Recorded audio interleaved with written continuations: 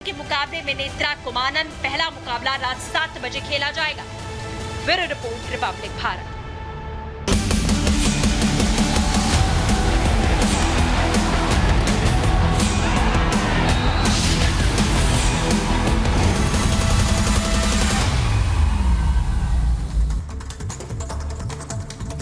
और इधर फर्जीवाड़ा कर आईएएस बनी पूजा खेड़कर पर यूपीएससी ने बड़ी कार्रवाई की है और अब भविष्य में भी वो एग्जाम नहीं दे पाएंगे।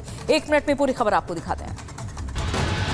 दस्तावेजों में हेरफेर कर यूपीएससी जैसी संस्थाओं को धोखा देने वाली आईएएस पूजा खेड़कर की अफसरशाही चली गई। संघ लोक सेवा आयोग ने अब तक का सबसे बड़ा एक्शन लेते हुए ट्रेनी आईएएस पूजा खेड़कर को बर्खास्त कर दिया है। आईएएस के लिए पूजा का सिलेक्शन रद्द कर दिया गया है।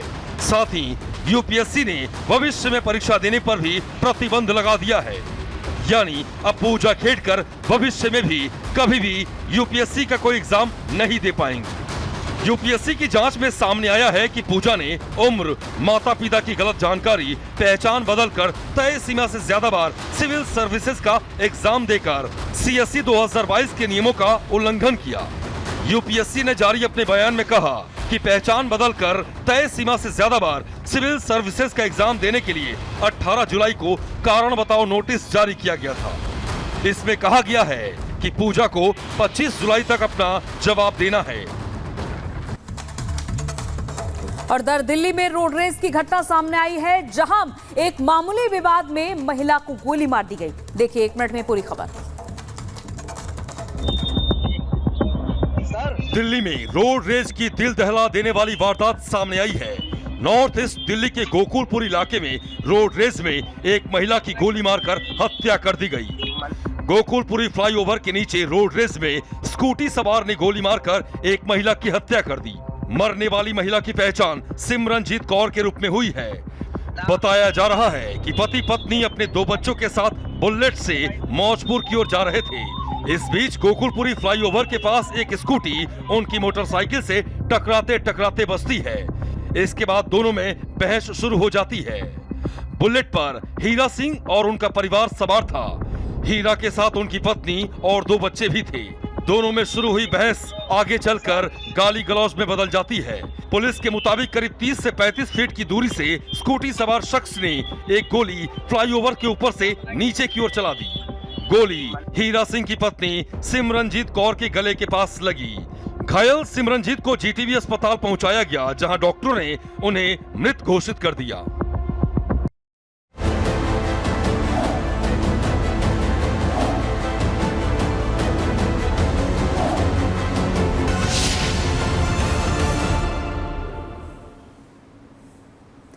और ये दिल्ली की 8 तस्वीरें हम आपको दिखा रहे हैं कि किस तरह से बारिश कुछ घंटों की हुई और यहाँ दिल्ली में सैलाब उमड़ पड़ा है।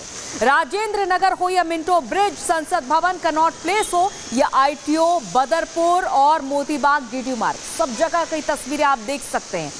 सब जगह पानी भरा हुआ है। राजेंद्र नगर में पहली तस्वीर तो आप समझिए कि स्टूडेंट्स यहीं पर प्रदर्शन कर रहे हैं। इस भरे पानी में जहां घुटने तक पानी भर चुका है, वहां पर उन छात्रों का अभी भी विरोध जारी है कोचिंग में जो घटना हुई थी उसके बाद से। और मिंटो ब्रिज पर देखिए, जहां वाहनों की आवाजाही लगातार रहती है, पानी भरा हुआ है और इसी भरे पानी से होकर के नाव की तरह इन गाड़ियों को निकलना पड़ रहा है। संसद भवन में भी कुछ इसी तरह से तस्वीरें सामने आ रही हैं, जहां पर पानी लगातार अब भर रहा है। और कनॉट प्लेस में ड्रेनेज सिस्टम की पोल खुलती नजर आ रही है, जहां पर पानी भर चुका है।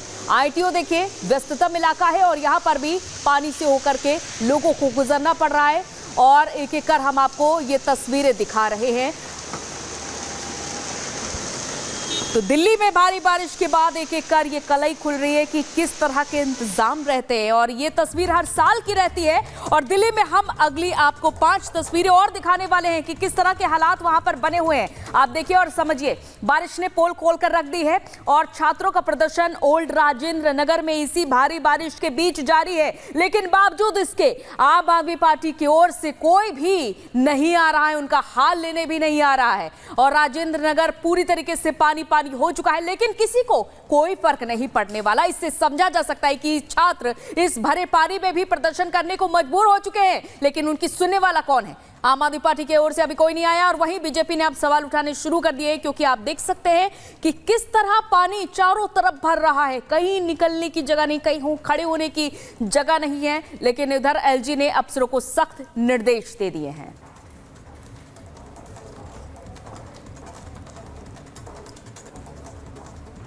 तो देखिए, दिल्ली में आज स्कूल बंद रहेंगे। भारी बारिश के चलते अलर्ट जारी किया गया है और सभी स्कूलों को बंद रखने के निर्देश दिए गए हैं, क्योंकि कहीं पर भी ऐसी जगह नहीं है जहां पर पानी ना भरा हो और ऐसे में कोई घटना हो। इससे पहले ही फिलहाल निर्देश तो जारी कर दिया गया है कि सभी स्कूल फिलहाल बंद रहेंगे कई घंटों तक। दिल्ली एनसीआर में जब बारिश होती है, इसके बाद ये निर्देश दिया जाता है। ट्रैफिक जाम की स्थिति देखी जा रही है। कई जगह तो ऐसी हुई कि जहां इमारत भी गिर गई है दिल्ली में। तो इस तरह के हादसे हो रहे हैं। तो इससे समझा जा सकता है कि ये हर साल की स्थिति है, लेकिन इस हर साल की स्थिति में क्या बदलाव होता है? कुछ भी नहीं, सिर्फ पानी पानी दिल्ली हो जाती है और इसी जलमग्न दिल्ली से लोगों को दो चार होना पड़ता है। अपनी परेशानियों के बीच से अपने काम के लिए निकलना पड़ता है और तमाम जरूरी काम के लिए निकलना पड़ता है। ये दो तस्वीरें देखकर आप अंदाजा लगा सकते हैं कि दिल्ली पानी पानी हो चुकी है। हालांकि स्कूल बंद किए जा चुके हैं, लेकिन कब तक आखिर इस तरह की समस्या जारी रहेगी? तो मॉनसून की महज कुछ घंटों की झमाझम बारिश ने दिल्ली के इंतजामों की कलई खोलकर रख दी है। दिल्ली में सड़कें लबालब थी और भारी ट्रैफिक जाम भी देखने को मिल रहा है। दिल्ली के हाल पर बीजेपी पर आप सियासी प्रहार कर रही है। ये देखिए खास रिपोर्ट।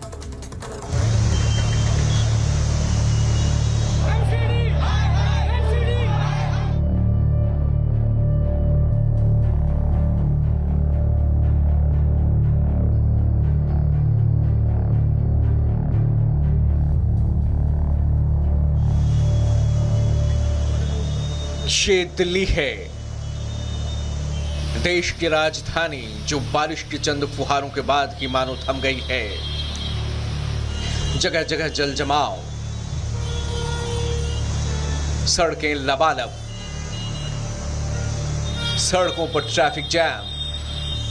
मॉनसून में मानो हर साल दिल्ली की यही कहानी है। दिल्ली के इस हाल की मानो एमसीडी को कोई फिक्र नहीं। सिस्टम मानो कान में तेल डालकर सो रहा है। दिल्ली के अलग अलग इलाकों की ये तस्वीरें दिल्ली की कहानी बयां कर रही हैं। जरा देखिए, ये वही राजेंद्र नगर है जहां अभी कुछ दिनों पहले ही बेसमेंट में पानी घुसने से 3 छात्रों की मौत हुई थी। वही राजेंद्र नगर एक बार फिर मानसून की चंद फुहारों के बाद लबालब भरा नजर आया।